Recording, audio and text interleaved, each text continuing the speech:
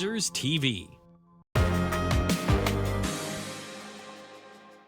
Judy Astle, inducted into the New Brunswick Sports Hall of Fame, May 31st, 2025.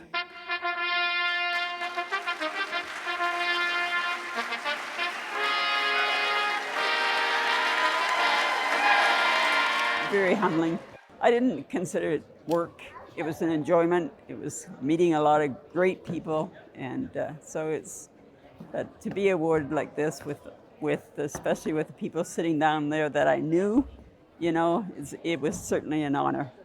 Astle has been a key figure at Old Mill Pond Golf Club for nearly 40 years, rising to president, and served as president of Golf New Brunswick. But I want to thank Golf New Brunswick for all they were able to do for me too on the years. So they're all important to me. The 2001 St. John Alpines were a powerhouse in the New Brunswick Senior Baseball League under head coach Mike Skidd. 12 months of the year we're working away at this, so we're very fortunate to have many nominations. In fact, this past year we had 76 nominations come in, and each year we can only elect 6, so it's a very competitive process to get in. After 2 seasons of coaching at the AHL's Moncton Hawks, Bonus got his first NHL head coaching role with the original Winnipeg Jets. If you go around the league, National Hockey League, all the Maritimers that played there or coached there, they all have great reputations because they're good, honest, hardworking people. And I always try to carry that with me every day, that I'm a proud Maritimer. This is who we are back here. And so that's kind of my motivation. Every day I go to the rink, I try to bring that attitude with me.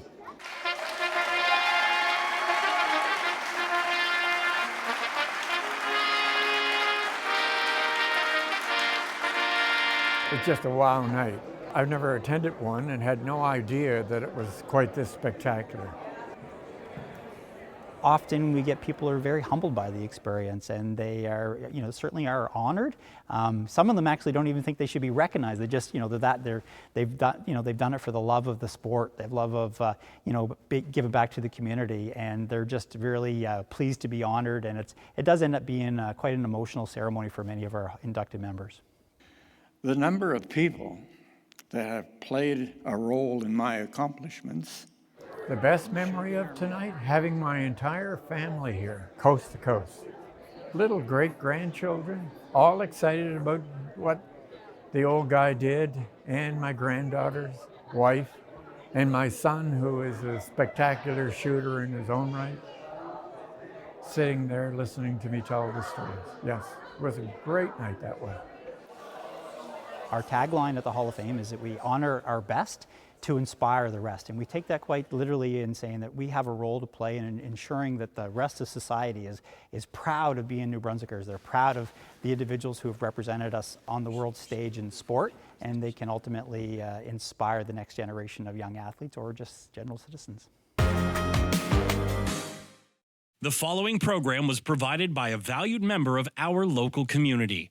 Rogers TV is proud to support local producers and share local voices, ideas, and opinions. For more information, please visit our website.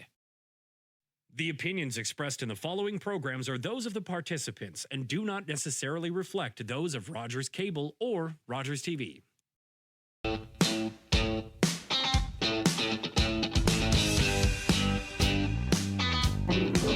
We are here with the Poli Pod duo live in Ottawa at Old Ottawa Airport, 5:20 in the morning. We've been here since 4 or so. Been up since 3. Been up since 1. It's been a really interesting trip. We called this like the glitch trip. Basically, it's been a series of bizarre glitches, like losing your wallet and then having it returned. 15 glitches. Yes, it's like weird things like the cell phone reception is full, but no one can hear you on the other line, or your wallet went missing, and luckily we did find that. Yes, we did, but I lost my wallet for a while too there. It's just been weird, very bizarre, but lovely to catch up with people here again and to learn more and more about how municipalities function and operate across the country. Yeah, who's doing well, who's not, who's mad, who's happy. And we realized, as NB politicians, we sat yesterday with the mayor of Surrey, whose population is about the size of the entire province. Yeah. And they only have 8 councillors. 8 councillors, and we're just like, man, we're just doing so many things wrong. It just or excessively or expensively or all If of there's those one types thing of you can things. count on New Brunswick, it's that if it's worth doing once or twice, it's worth doing 15 times, apparently. Yeah, exactly. But we're on, I don't know, which territory are we on right now? I didn't even look up the land acknowledgement, Pete. Is it the, I'll look that up while you tell the story Mohawk? of Mark Carney and Beatrice Oh, yeah, and Parliament Hill. So the big deal with FCM is every year it's basically like summer camp for councillors. Summer camp loosely, like there's no fun outdoor recreational activities really. There's just study tours of cool municipal things, realities, talks, different pieces to that. There's a massive trade show every year where people who are trying to provide services to improve things for municipalities or make things more efficient, they can come and talk about their issues. This year there was quite a bit more emphasis on housing than I've seen at previous trade shows. The trade show is pretty big. Like there's 3,000 people at this conference, so it's quite substantial. It's been up to 5,000 in the past. It's been bigger in the past. The Rogers Centre here in Ottawa, surprisingly, is a little bit smaller than other places that that have hosted FCM. So, but on day one we had a keynote. Every day we had political keynotes, and Joanna thought Mark Carney was going to come, and I was like, I don't think so. He's got first ministers and he's got G7. It's bad timing, and plus the House is sitting. But sure enough, the day one we rolled in, and there was a clear CSIS contingency for advanced teams, unmarked vehicles, lots of big old Suburbans with very tinted windows and government plates and all this stuff. And he came out and he gave quite a roaring speech, I will say. A lot of focus, a lot of tying together what he's been talking about in the campaign, relating it to municipalities. And of course, Beatrix, who is laid out like a lizard in the sun here. It's still night. It's pretty now. Pretty outside right now. But Beatrix was walking, and he didn't miss a beat. He was talking about stressed and strained services and how I thought this was a fascinating statement he made. He said our low productivity is now causing strains on important government services. Yes. And then Beatrix, finances, sure, services. Then Beatrix walked up and said something. He said, and that includes childcare. And so we were joking around. We said Beatrix has been specifically addressed by the Prime Minister. He has no clue we are, but he has addressed Beatrix. And our MP, Wayne Long, graciously took us through Parliament Hill as well, the West Block, where they're currently posted up with a temporary House of Commons. So we're literally by booster juice. Oh yeah, we could have picked a better spot, I suppose. We'll see how the audio cancellation features work on CapCut, but they do have them, so we should be able to. Everybody at 6 o'clock in the morning wants their go juice, I guess. So we are on Algonquin territory. Algonquin, yes. Thank you. Yes. Here in Ottawa, Canada. Anyways, back to Carney. So we went up through Parliament Hill. We saw the incredible, rehabilitation, I guess, or the temporary House of Commons, and Beatrix sat in the Speaker's chair, as well as Mark Carney's chair. So that was kind of fun for us to get to. She did leave some crackers behind. She did leave some crackers. She was chewing on crackers. Yeah. But she was certainly the head of the conference, and everyone was very sweet and supportive of us as parents. Besides our friend Carly Klassen, who is a councillor from Guelph, brought Charlie, Charles, with her, and she's actually going to come on the podcast with just me to do our No Boys Allowed episode of the year. So we will have Councillor Klassen on here in the next few weeks. We also met up with Trevor Daly in real life. Oh yeah, so a couple of podcasts meet up with Fred LaForge, who's been our food sovereignty, food security czar, I guess you could say, our chief correspondent for all things agriculture and food, and then Trevor, who's becoming our political philosophy czar, or whatever we call him. But we had a great chat on distributism. Chester. GK Chesterton and a little bit of Dorothy Day, but mostly trying to get our head wrapped around this weird reality of this Conservative Party in flux. And he recommended a great book, which I have to find, called The Conservative Mind. And he said it's kind of like their top shelf political treatise, if you will, of the modern contexts, Yes. and within a Canadian context, I think, as well. But he did admit, he said, but most conservatives wouldn't fall into the sort of the framework that this book creates. It's just a well-thought, articulated conservative viewpoint. I think that's one takeaway we have on all this. Even being at FCM, right? We talk to a lot of people, and like there is no, like, people aren't coherent in their approach to this, and Well, that's like not political necessary. philosophy, And yeah. I don't say that with rebuke or with criticism. It's just a thing that we're learning. Like, there are these like holistic, coherent, straightforward ideas, ideologies, whatever, and most people just don't do it that way. They're more like a salad bar, right? They grab a little bit of conservatism when it's convenient, a little bit of liberalism because they don't want to be callous, or not social liberalism, socialism, they don't want to be callous, and yeah. So it's an interesting dynamic to try to wrestle with as people who try to kind of be consistent. Well, just trying to understand as well how people are thinking about the world in which we live, and what are we okay with and what aren't we okay with. And it's funny talking to some, especially the Alberta Conservatives that we've gotten to know. It's so fun to have these conversations with them, because oftentimes we actually come to similar conclusions. Like, Oh yeah, we agree with Alberta. Yeah. Like, the Alberta folks are they just want to help folks too, and see us, spend money wisely would be, I think, the more of the lean that they would take around that. But Sure. certainly more interested in the cure than the crisis mode, reactionary stuff that we're so used to. prevention. Yeah, they want the prevention too. So it was neat to actually sit down and talk to folks not in an online context, and have these exciting conversations. So shout out to our friend Jenny from Clearwater County, and Yes, Len, Jenny and Len. who we had a really awesome chat with about these more Yeah, we went to the Byward Market here in Ottawa, which is a beautiful, very pedestrian-friendly Yes. part of town. It's interesting being in these bigger cities and Yeah. walking through areas where you're like, this is like St. John, and it's like, Yeah. oh, this is more like Moncton, and then it's like, this is something unique, and this is Ottawa unique, right? And but yeah, we went to the Byward Market, met with them, and just had a really good, wholesome chat. They're obviously very conservative.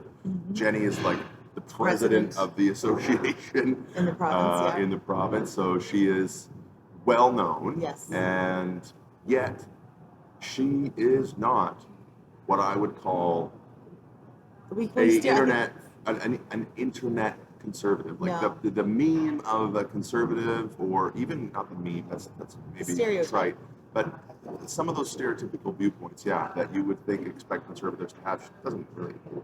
No, and I think that's important to remember in your online discussions, right? And I've admitted that to them, that there's times when I've judged people based on their political affiliations, and then have found out something totally interesting and different once you sit down and talk to them. So, yeah, I don't know. I have a lot of space for people who want to get into the weeds about this stuff, because, it's a lot of fun. It is. Well, and it's important because it's what brings us to realizations like that. And I think with the municipal lens, the interesting thing I noticed as far as a difference in the tone compared to our first FCM in Regina, it just seemed like FCM in Regina was all about municipal funding and all about municipal, hardships, and having to carry the burden of development without the taxed investment, right? People, there's a common framework that FCM puts out there, which is for every dollar a person spends in taxes, 9 cents, between 7 and 9 cents, depends on what's going on. I didn't really hear about that this year. To your municipality. They didn't talk about it. And I think the reason they didn't talk about it, the one thing we did hear, I'll be interested to wait. The one thing we did hear them say is that they want to make development cost charges recoverable at the federal level. So the federal government's talking about, look, if places have development cost charges, then they're going to have to go. That's holding back development. But if they have to go, the federal government's willing to step in and reimburse municipalities for that. The problem with that is not all of us municipalities have development cost charges. We don't have development cost charges here in St. John, which always surprises people because they think there is, but a permit fee is not a development cost charge, right? Development cost charge is like, hey, you want to build this building? Here is the formula. The money goes to our infrastructure fund to put in the sewers, the pipes, the sidewalks, whatever else. And it just kind of comes out right off the top as an addition to that permit fee and other stuff. And Moncton does have some development cost charges. We do not. But it doesn't mean that development is faster paced or more active in St. John. So what happens to us, right, in other municipalities like us that don't have DCCs? That is the question. So everybody in the audience, when Mark Carney talked about DCCs and said the federal government would be stepping up to ensure that municipalities are made whole, everybody erupted in a very loud cheer.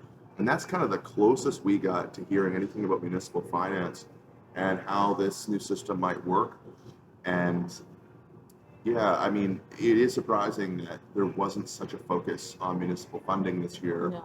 Besides that piece where we're wanting to be, those who do have development cost charges are wanting to make sure there is the feds on the other side making them whole. But it seems like pennies or it's millions. It's millions. It's millions and billions for Toronto. Cities. It's billions of dollars in DCCs that they're going to get reimbursed. And so to me, that's not a fair equation because we have been out here trying to grow the city and develop things as best we can from a municipal lens without imposing those DCCs. Yes. So should we just go home, put DCCs on, so we can get reimbursement? That doesn't seem responsible. So, but we don't want to miss out on those things because, quite honestly, St. John has, on a per capita basis, one of the largest infrastructure deficits in the country. Of course we do. We're the country's largest or oldest city. And that just comes with a lot of stress and strain on your infrastructure, right? So. All right. Well, I think we need to pause here, but we will see you back in St. John for part 2 of this because our plane's boarding. So, yes. Thanks, everybody. All right. We're back home. Yay. We're on the good mic. It's the day after. We had council last night. You can see from the bags under my eyes. If you're on YouTube. Same. If you're on YouTube, you're like, oh my God, Brent, is he okay? Help. No, he's not okay. He just went all the way to 10 o'clock again last night for another public hearing. Four public hearings. Yeah, we had 4 public hearings. One of them was substantially long. I guess the other one wasn't as bad. You're right. The other 2 were fine. But no, we left the airport. We landed. We were going to try to record this. We could not. And anyway, geez, what an hard old go. Whirlwind. The last 7 days have been from Lorneville Part 2 to 4 days in Ottawa, trudging around with Beatrix to conference halls and getting yelled at by Mark Carney, which was cool, like we talked about. And now we're back and trying to get this pod out this week. Hopefully we'll have 2 out. No promises. We'll have at least this pod out. We'll see how the rest of the week goes. It feels overwhelming. There's just so much going on. Including Beatrix. Including Beatrix, who is teething and up at crazy hours of the night. So I'm amazed we're still doing this, and I'm excited to get into some of the things we learned this week and thoughts and reflections on the city of Ottawa. You were talking a little bit about that at council last night, just around density and lots of conversations around what do we want St. John to look like, New Brunswick, etc. So we're just going to dive in. Now we are back here in Mennequest on the unceded territory of the Wolastoqey, Maliseet, and the Pescatone Makati. And so what do you want to kick off? Okay, so gentle density. That's a great place to start. This is happening in every municipality, and it's happening all around the province, especially Moncton and Fredericton. Everybody's trying to come to grips with what is good density. And I thought, what better time to strike the iron when it's hot than to try to pick up on some of what we observe. Yeah. And it's not like to say we're trying to become like Ottawa. We're not trying to be a city of 1 million people, but trying to use some of those, I almost said best practices. Ew, gross. Trying to use some of those lessons, lingo. some of those lessons learned about how do you apply here? What's reasonable expectation? Of course, many cities right now, including Fredericton and Moncton, are doing as a right zoning. And as they do as a right zoning, it just means places that were originally single-family detached or maybe a twoplex are now allowed up to a 4 or 6plex. But you don't have to come to council, and it's such a it's a long and expensive process for people to have to do that, to just go from a 2 to 4 unit. Yeah. So now that the reins are kind of off, and there was a decision last night around a 6-story, and now in the new zoning here in St. John, we have this definition of what a mid-rise is, and it is 4 to 6 stories. 4 to 6 stories, yeah. Yeah. This is a place. Same logic. It's like, okay, you have a 2-unit, you can go to 4 instead of going to just 3. It gives you a little bit more wiggle room in there. So they made some good points last night, city staff, around, this being the first development that has come up in this. This is where the rubber hits the road. Is what they said.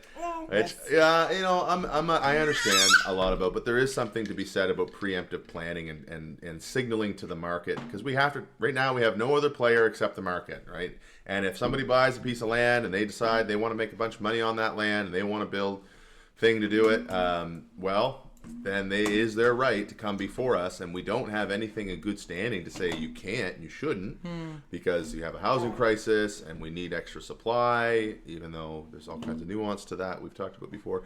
But the question of is how soon, how fast is always that question that comes up. And so I have an idea about this, because you need to explain, and you know what, since I've heard it so many times, I can get Beatrix settled, and you can talk about your journey through the trade show and the conference, asking people across the country about their vacant buildings and what is going on. So this is going to be a little Brett highlight moment. This highlight reel was brought to you by Beatrix Killen.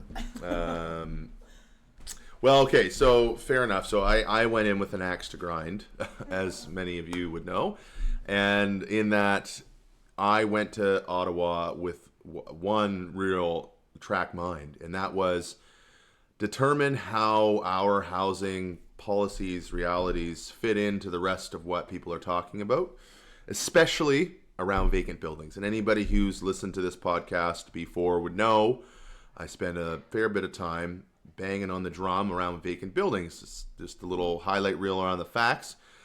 New Brunswick has a vacant building rate of around 7.2%. That doesn't include office towers. That doesn't include buildings that are empty but listed. So the vacancy rate might surprise some of you to learn. The vacancy rate does not include vacant buildings that are not listed. So in whoever's mind who tracks this stuff, and in this case it's Stats Canada who does a little bit of this work, but the city also tracks a vacancy rate, and a lot of economic agencies do, real estate boards, you name it. The vacancy rate doesn't include vacant buildings. So right now St. John has a vacancy rate around 2%. All that is, they look at the number of dwellings, and then they look at the number of those dwellings that are listed. And they just do a basic formula to say, okay, there's 1,000 listings, there's 10,000 dwellings or 50,000 dwellings. Okay, your vacancy rate is that, right? So the reason that's problematic is because there are many vacant buildings in St. John, but also around the province. I've been to St. Stephen. I've been to I know Moncton had some issues a few years back that Rising Tide tried to weigh in on. The Housing Hub have talked about this, about rural New Brunswick. And so you've got these vacant buildings, and they could be owned by somebody who has no business owning it. Like they inherited it, they don't live there anymore, and they don't know what to do with it, and they're just going to let it sit until it becomes a problem and a nuisance to them. Probably in many of those cases, they're like, oh yeah, maybe that'll be a good place. We'll go fix it up, sell it, making some money. It happens all the time. People inherit houses and have no business really owning it and have no plan for it. And that can pose a risk, right? Because buildings get run down and then they get broken into, or they get leaky, and then you've got structural issues if you're not careful. And then instead of being able to utilize that asset quickly, you're stuck with a building you got to tear down. And that happened a lot in the city. Many of you, if you're listening in St. John or around St. John, remember a pretty big one a few years back. Actually, there's been a few big ones. The Pinkowski House, the Brown Building, which JDI put a playground on, as well as the Jelly Bean houses. And I signed the petition to save the Jelly Bean houses in 2011. And so they were these kind of iconic homes. NB House, or St. John Nonprofit Housing, now has the Wentworth, the Wellington there. And it's beautiful, affordable housing project that they put up.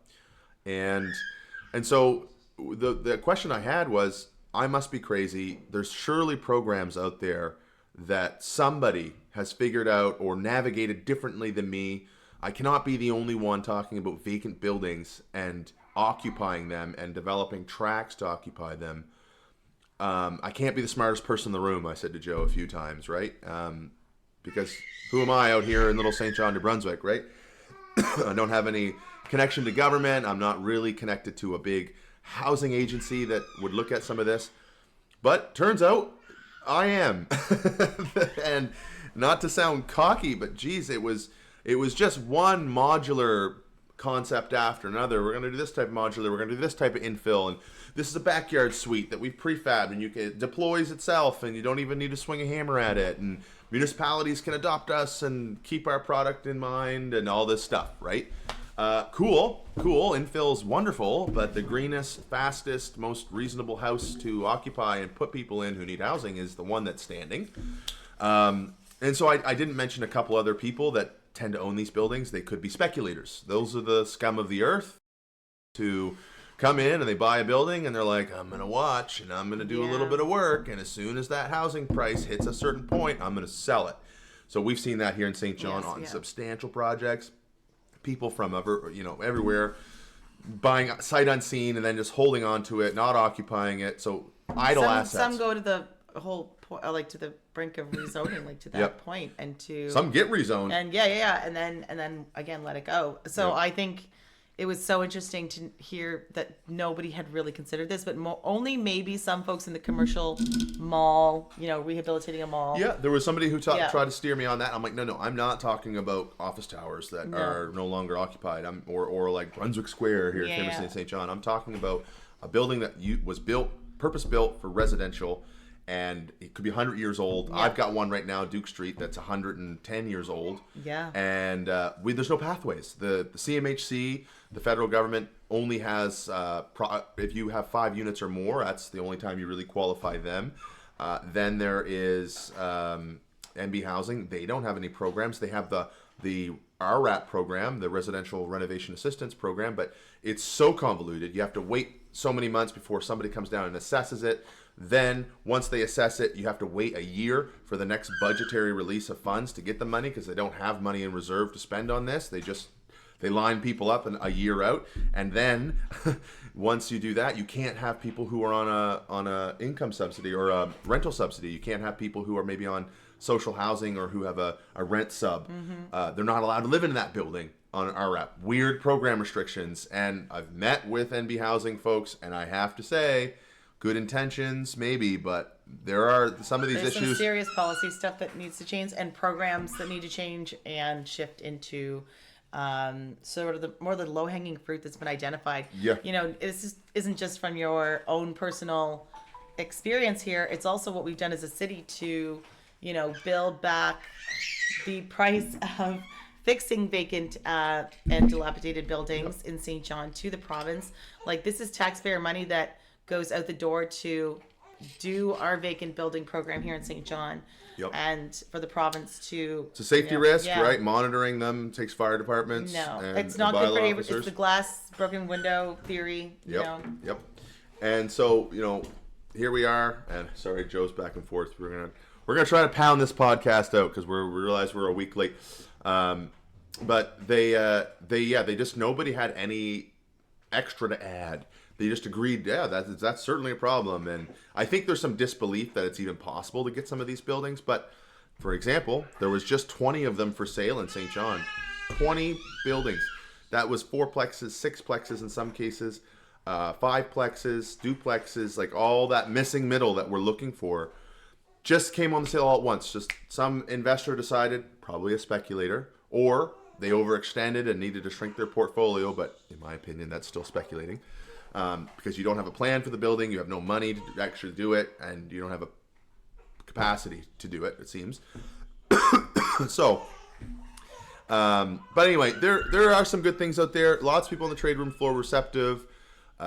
We did meet with our MP Wayne Long, who's Secretary of State now, who said, yeah, we've got to get you in front of the Minister of Housing, Gregor Robertson, who is former mayor of Vancouver, who's one of the first mayors to put a vacant house tax in there, which aligns with what we've done as a city too. We can't tax vacant buildings differently because, of course, Service New Brunswick's computers apparently are not capable of differentiating tax classes like that. So, I mean, that's what we keep being told as a city as to why we don't have a different tax rate for industry that can separate commercial and separate small businesses and light industrial and all these other pieces that we can say, okay, you know, we do want to tax the refinery and the mill differently than we tax maybe a light welding shop in an industrial park, right? That would be ideal. Never mind the cap they put us on, which is 1.7, and Alberta has a 4.5 multiplier that they're allowed to multiply the industry taxes by in order to compensate residences or to compensate the community. So there's all those problems that the province has, and you know, the differential tax classes may be difficult, but important nonetheless. And when we're looking at New Brunswick having 7.2%, the national average is 7.5% rate of vacant buildings. It's just, we're talking hundreds of thousands of homes. Excuse me. And, you know, housing crisis, that matters. And to kind of dive a little more into the nuts and bolts of this, like, to build a brand new building, right? Let's just imagine a modest building, even a single family detached home. Let's imagine that. A guy like me needs to have a certain scale and capacity, right? I'm probably gonna be building my forms. I should be fully equipped as a contractor with a team of probably 3 or 4 who can be on site to coordinate the guys who move the earth, the trucks, the Tonkas as we call them, earthworks. Coordinate those guys, coordinate the services, build the forms. She's waving. Build the forms, and then pour the concrete and start your frame up there, right? The old style of stick framing, we call it in the industry, where you got your 2x4s, your sheathing, and your product on site, and you're assembling it as you go. There's a few complexities to building things, right? And even right there, even at the bottom level of from scratch new construction, really reduces the availability of trades by, I want to say, 50%, right? The companies that have that scale and that capacity and that permanence in the industry to build new, probably only half the industry.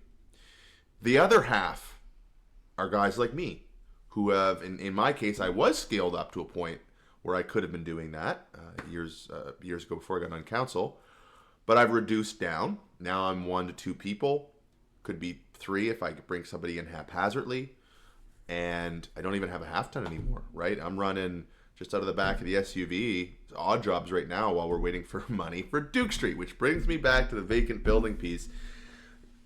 I can do a vacant building.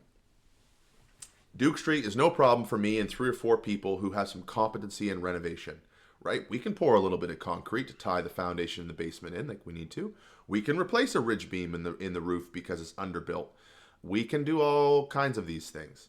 But what we can't do, what we can't do, there's only half the market who can. And so my bigger point overall is, in an environment where we have a diminished labor force in the trade sector and all these standing buildings, and we're saying we're serious about adding a multitude of supply to the market, that's the lowest hanging fruit. It isn't modularization. Modularization is also going to have its own problems around labor force. We'll talk about that in a minute. But vacant buildings need to be expropriated. They need to be pushed along. They need to be taxed differentially. We need to put pressure on that market and that supply that's there to come back online and be a useful asset for our community. there's ways you can make money off it doing it this way. Not that I'm a proponent for, for-profit housing. I'm not, because we need a lot more non-market, non-profit housing.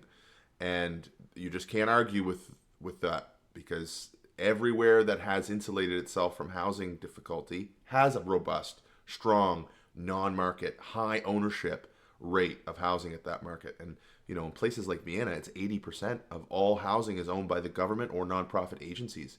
And these are not ugly Soviet-era buildings. Like, they have a contest for some of the greatest architects in the world in Vienna, and the municipality will build one building a year using taxpayer dollars.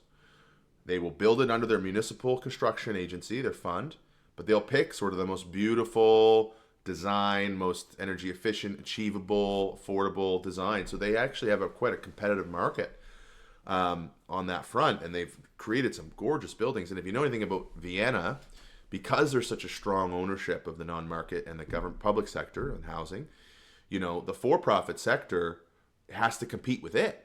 The for-profit sector is only about 20%, and they really can't compete to take more market share, because some of these public housing buildings in Vienna, they'll build them 3 stories, 4 stories, let's say. Then they'll turn around and add 3 stories on it because they designed it to handle that as an area needs extra density. So that's the kind of long-term planning that we're talking about when we're talking about gentle density and council decisions and housing overall. We have a lot of coordination failures in Canada. We don't have a housing crisis, in my opinion, because the crisis with a wave of a wand could be seriously alleviated if we adopted a use it or lose it legislation, for example. If we were to say, if you have a building and it's vacant, you have to be registered and we're going to tax you. So next year, if it's still vacant, your tax rate on that just goes up this much money, 100%, 200%. Make it punishing. And then you say, hey, if you still haven't done that, then after 3 years, we're taking that from you. That building is now expropriated by the state. The state can sell it off to nonprofits. The state can sell it off to charities. The state can own it itself if it wants to, or give it to a provincial housing authority. But we allow these speculators to sit on this stuff, and it just creates this chaos. So in an environment like that, you got, and you see it the way I do, you got to imagine that it's pretty disappointing to walk through the most robust conference of government, I will say. I think it is. I think FCM may be the most robust conference for government in the country, because provinces don't get together. They have first ministers meeting like we just saw at Saskatoon.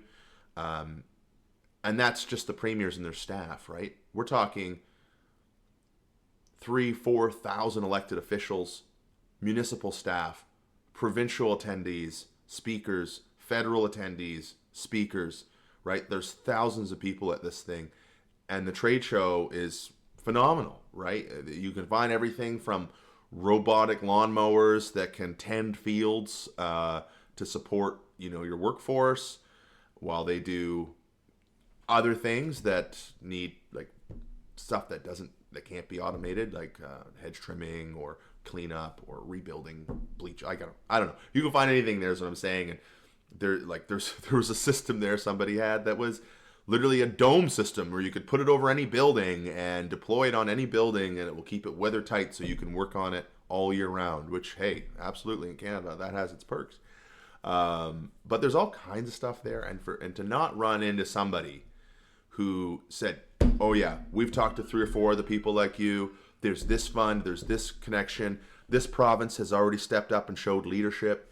Even when I asked ChatGPT about vacant buildings and efforts to restore vacant residential buildings, our name shows up.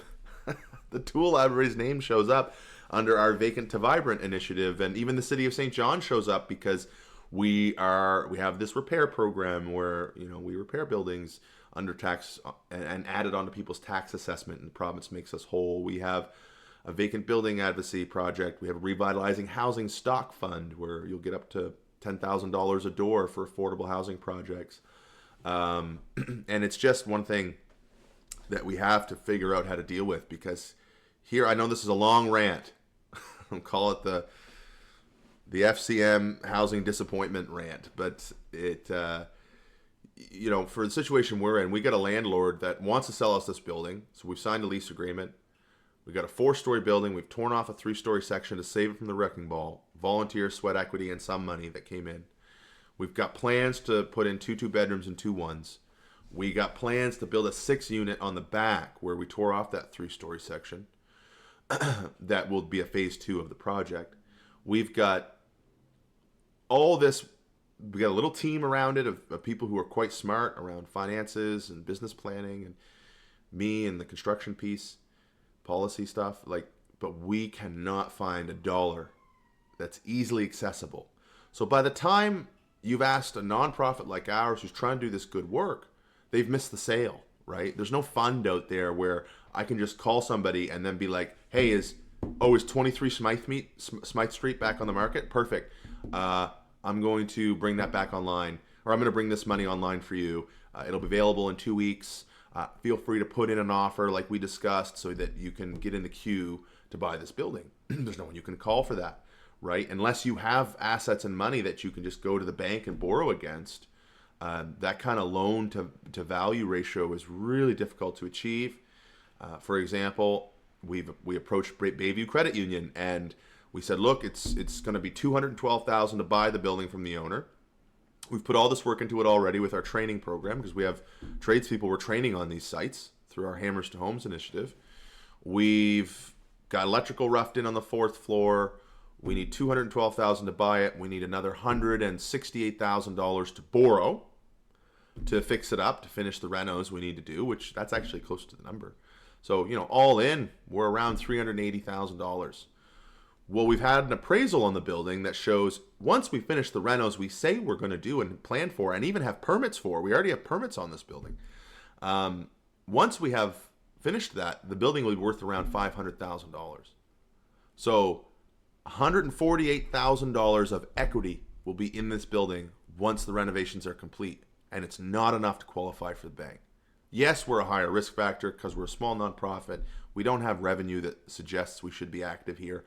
But we have received municipal funding through a revitalizing housing stock grant. We can't use it until it's occupied, so it's just money in theory that we can use to kind of push down the borrowing price and all that. But you got to spend the money first, right? So sounds complicated, and it is, but really it was disappointing to see some experts, some policy folks, some speakers on housing that just don't know and don't have anything to offer or add. So there's just no urgency here, and it's a shame because to me it's such a clean path and such a clear need, and it solves a few problems at once that we have along the way. So anyway, this has been a long rant by me this morning, this afternoon I guess it is now.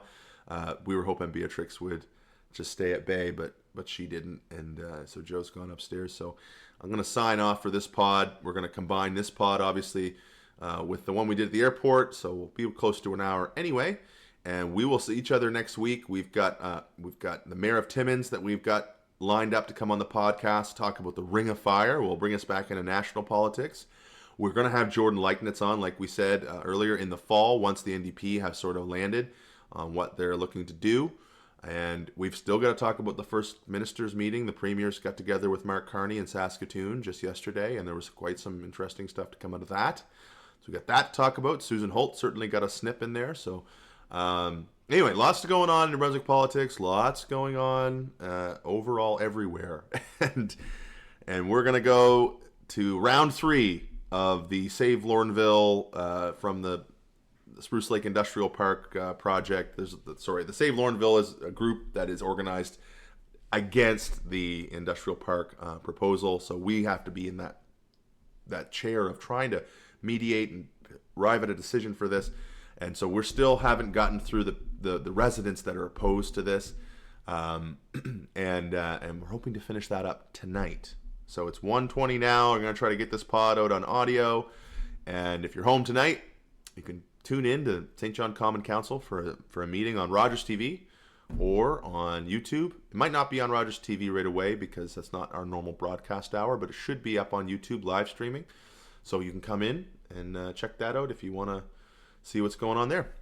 All right, folks, have a good week, and we'll see you in 7 days.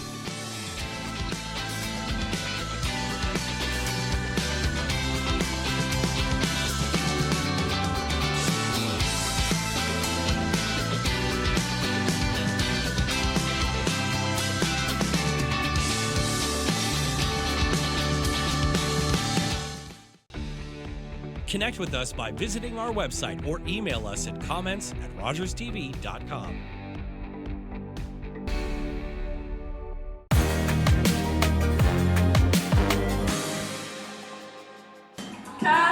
4, 3, 2, 1. Ronde finale commence. 20 minutes sur la minuterie. Tell me, what is a claque d'art? So Art Love is a speed painting competition where the participating artists have 20 minutes to create their masterpiece in front of a live audience.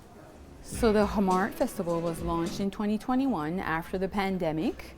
We found that it was a good way to give more visibility to the performing arts and visual arts. And Art Love is an event within that festival. Tell me about the judging process tonight. So the scoring is two parts. There's 50% from the public vote and 50% comes from a judging panel. Tell me about the other locations after tonight in Edmundston. So Edmundston is stop number 6. So next week we go to St. John, and then we're in Charlottetown, and then we go to Miramichi, and then we're at the final in Shediac on September 6th. Tell me a little bit more about the final competition in Shediac. So the final will see all the winners from the 10 municipalities come to Shediac and compete for the title of Art Love Winner 2025. In previous years, you've been stationary just in Shediac, but this year you've gone to 10 locations. Tell me a little bit more about that. So to celebrate our 5th anniversary, we decided to take Art Love on the road, and we're visiting 10 municipalities, and up to now the reception has been amazing, and the winners from each municipality will participate in the final in Shediac. Valérie Durand! Tell me your thoughts on tonight's event. How did it go? Tonight's event went great. The people were here, the artists were ready, the atmosphere was great. I think people had a lot of fun. Your thoughts on painting a picture in 20 minutes? It's fun to see people and their imagination and what they can actually do in 20 minutes. It's really interesting, and it's nice to see like their technique, and obviously it's not what they do day to day and how they do their art pieces normally, but it's a nice added challenge for them to get outside of the box and try something new.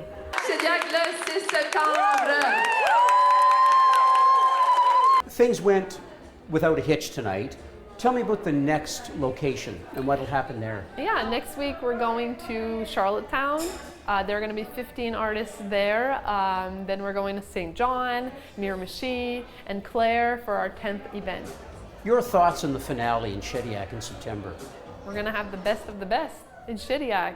So it's going to be a really amazing competition because it's going to be the people that won in each of different municipalities.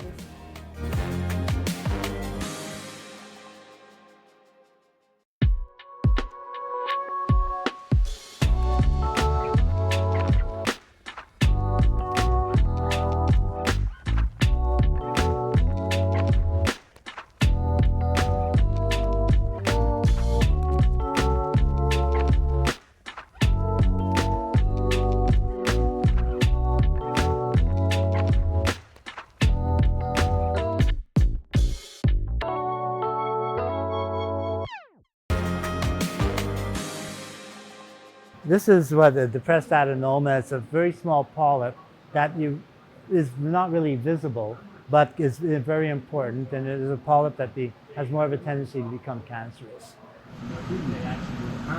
And certainly people who are unaware what it is in the beginning, they come and wonder if it's a bouncy castle. That's what kids treat it like.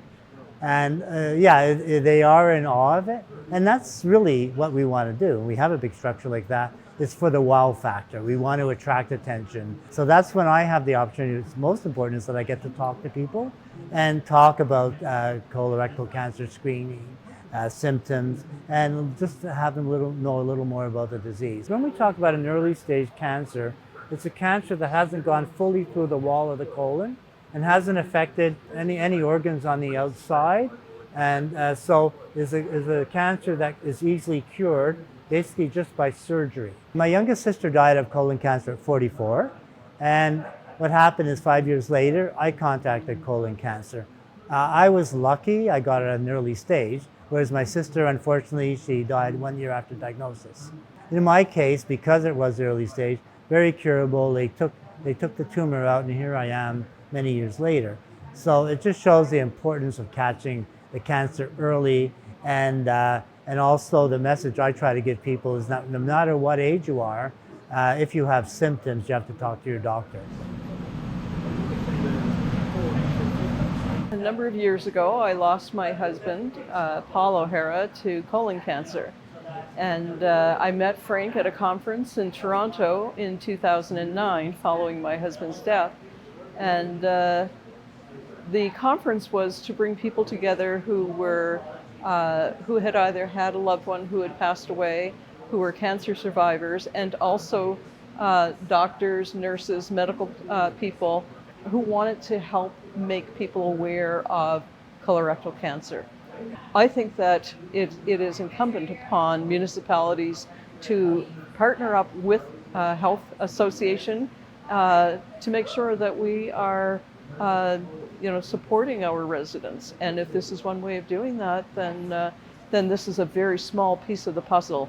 I think the big thing is when we have the team coming from colorectal cancer research and the Action Network to make sure that we're putting this knowledge out there, we're putting this information out there, and we're happy to support that. People do go away with a sense, it gives them a purpose, and by them going out spreading the word, multiplies the effect I have on colorectal cancer screening and awareness.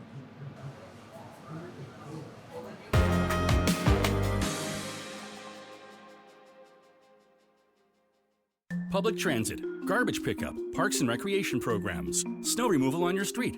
How can you stay informed about these and other important local services? Tune to City Council coverage on Rogers TV. See your community leaders at work on Rogers TV City Council coverage.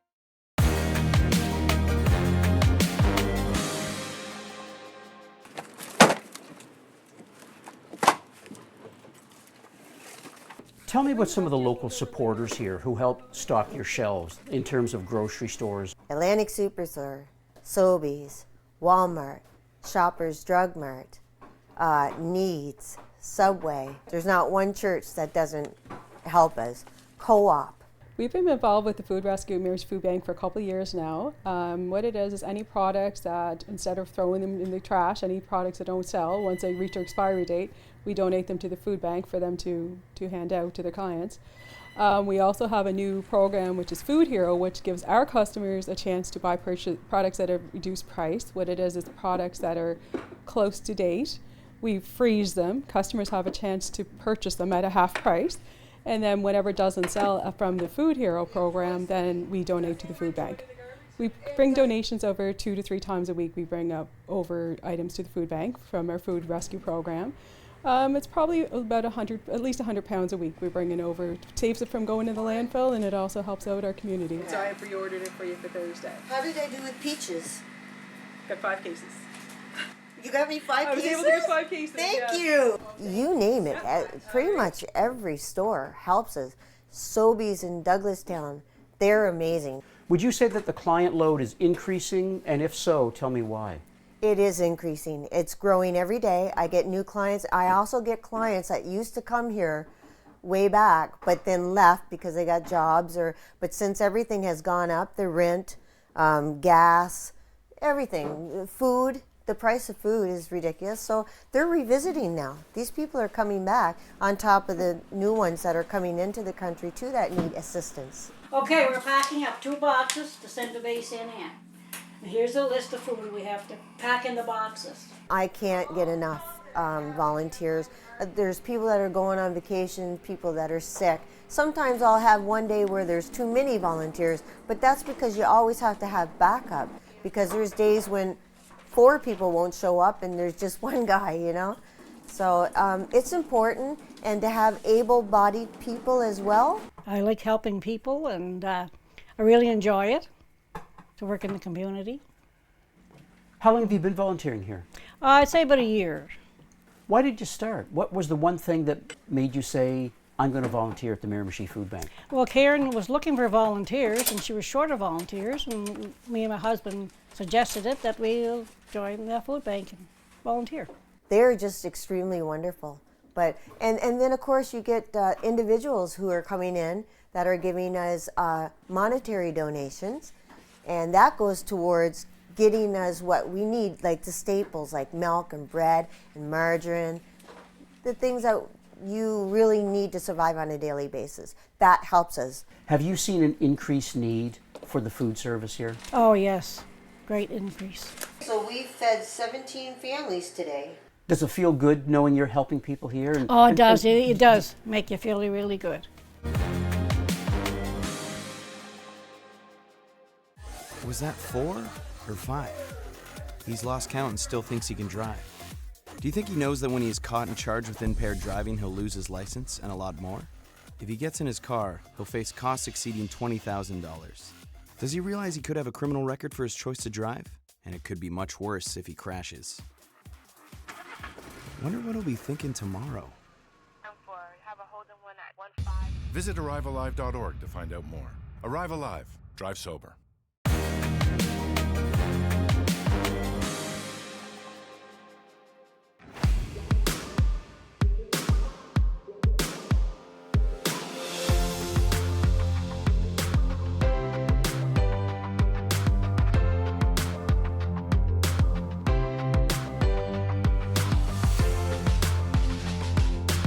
We're probably rolling the truck at least 7 or 8 big events for sure in the run of a summer. And yeah, it takes a lot of preparation. Of course, it takes a lot of volunteers, and we of course use our members, and then we also get volunteers from the community to help us with these events, and we're very thankful for those helpers.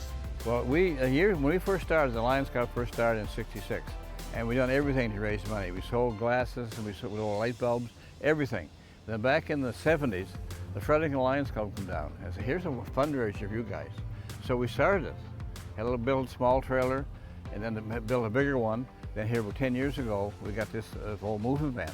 So that's the ideal now. And these dippy dogs, and since that, we got money. Of course, we spend it all. I mean, every year we spend it. I think last year, I forget how many thousand we get out. We usually go out wherever we take in. Most of us out. We're actually one of the only services clubs in the Chipman-Minto area, and we do a lot of fundraising. And for example, here we have our Dippy Dog Stand is our main fundraiser, and it's by far the most popular one. And we serve the Chipman and Minto areas, and for sure everyone looks forward to this every year. And you know, every year at springtime, we're always getting a lot of questions. When is the Dippy Dog Stand going to open? You know, people can't wait. They're very excited for this fundraiser here in the Chipman-Minto area. We make our own batter, and that's the secret. We can't tell it. So anyway, we make the batter, and we take a wiener, and we roll it in it, and we put it in deep fat. It's canola oil. It's good oil, and then it gets nice golden brown. We take it out and put a stick in it, and they're good. And people, I never had one of them. I said, well, try one. But you'll come back, and they all come back. One's not enough. And of course, we always use the community we're working in. We use that grocery store that we're working in to buy the groceries. I volunteer for Urban Ride, and the woman, she's from Shediac, where the headquarters are, and she's coming to Shipman. The last day of this month, we're going to be in Shipman, and she wants to come down and get one of those damn dippy dogs, she said, and meet some of the people that you're hauling around. So she can't wait till the last of May to get a dippy dog and meet all the people. We always get a lot of support from the community, and we're very grateful for the community support. I don't often have a chance to thank the community, so I'd like to take this time to thank Chipman and Minto for all the support over all these